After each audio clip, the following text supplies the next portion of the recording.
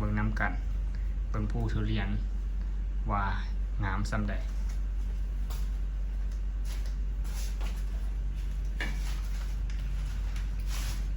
ปอกเลยเนาะมา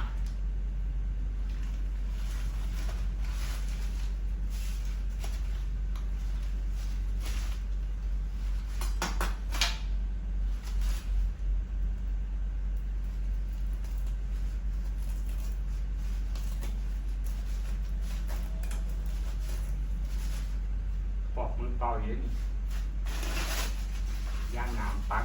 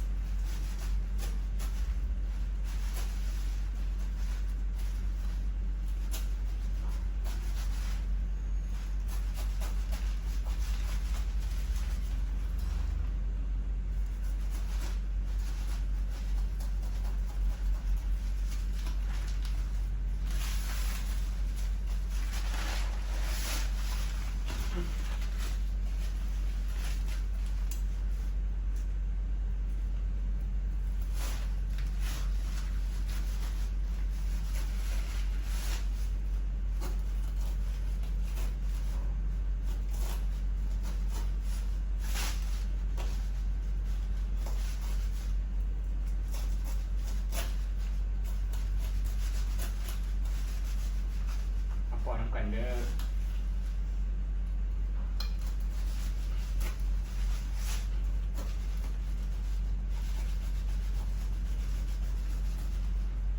ปอกทุเรียนจำเป็น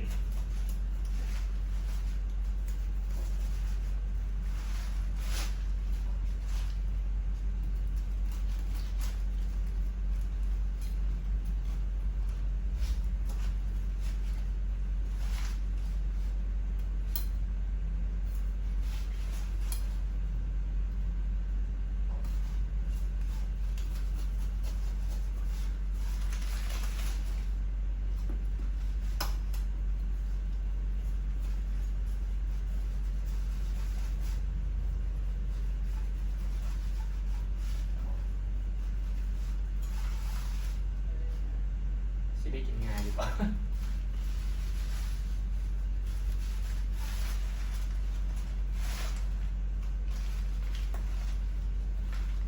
ออกมาแล้วหนึ่งเปียง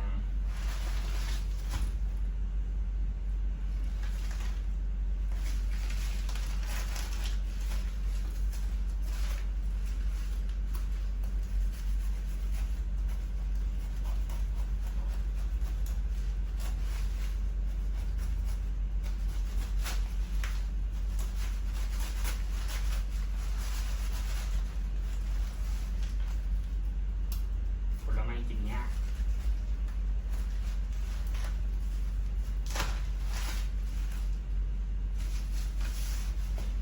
สองแล้วงานอะไรใครยอดแล้วตอนนี้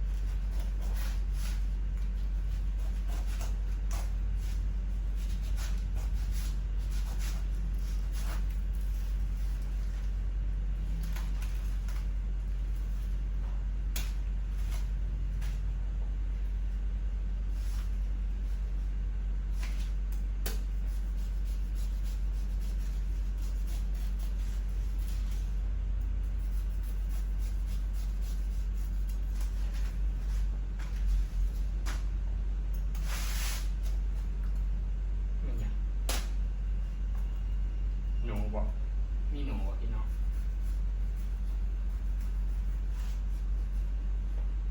อ๋องานบอกโจ้แตกหมดแล้ว มาเด้อมาเด้อ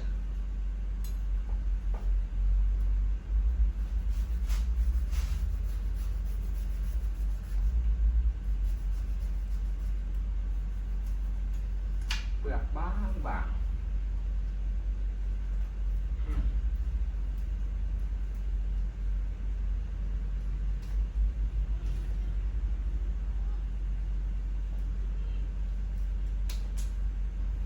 งามงาม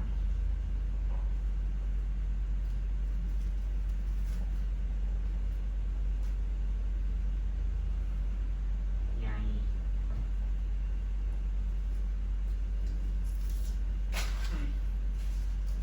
ซิมแล้ว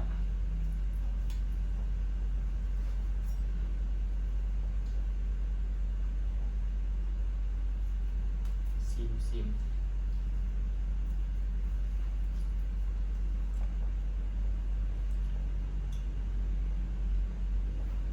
แซ่บ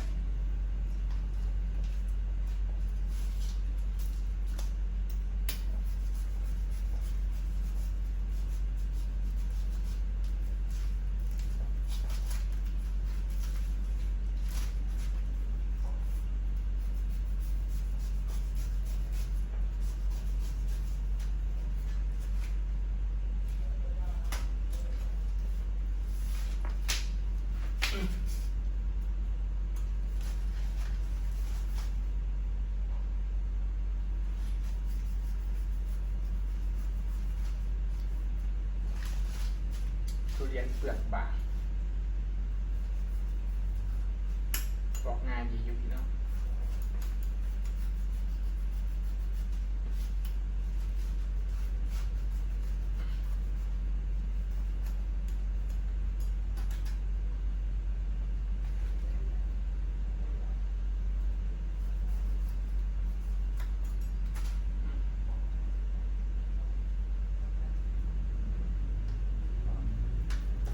แพร่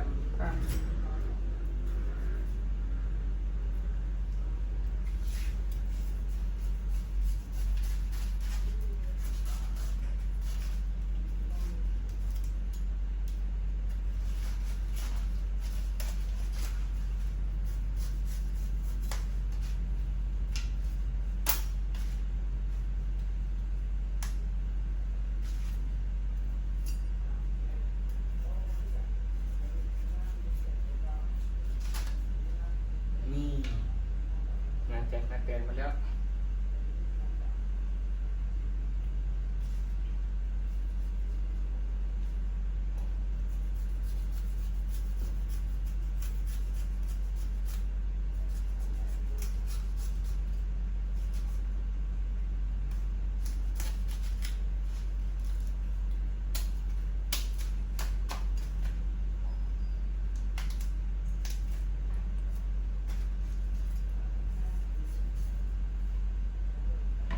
อุ้ย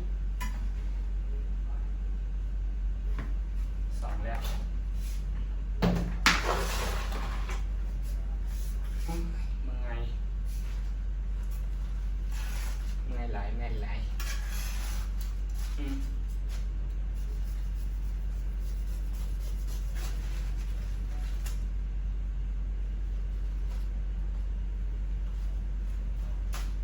ปูที่สามมา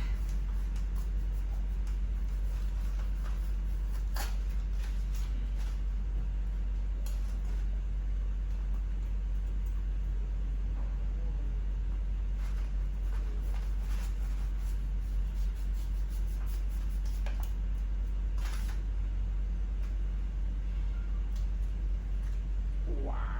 ว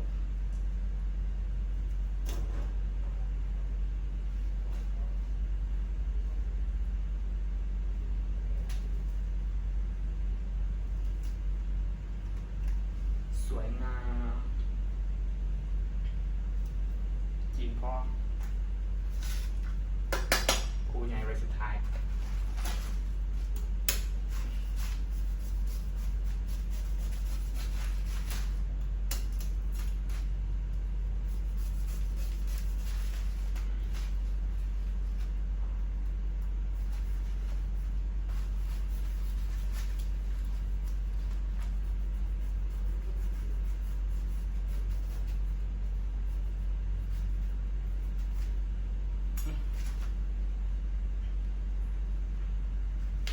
อู้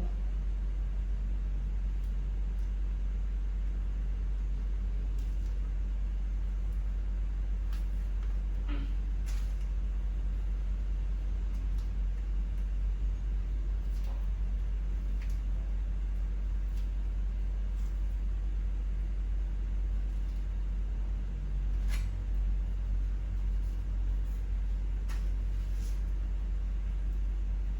ถึง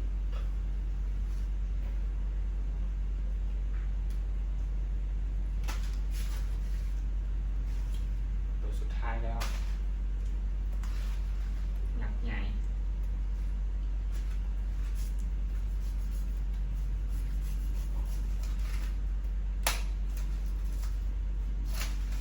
ยักษ์ใหญ่ยักษ์ใหญ่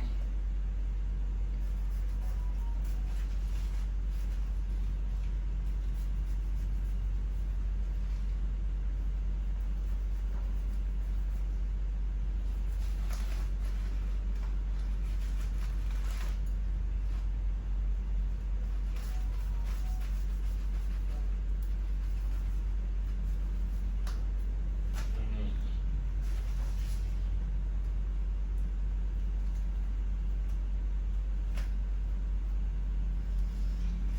ใหญ่ใหญ่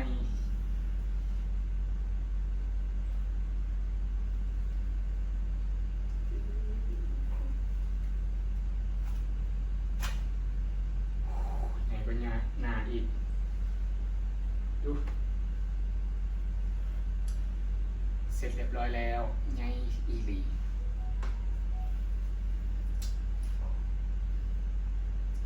ไม่หลาย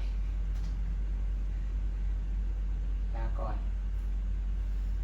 พอกันคลิปหน้าเนาะ